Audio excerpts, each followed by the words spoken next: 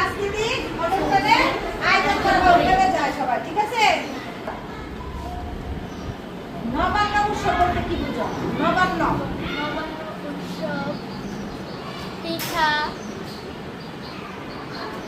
নবান্ন উৎসব নতুন বছরে কে পৌষ মাসে না অগ্রহায়ণ মাসে?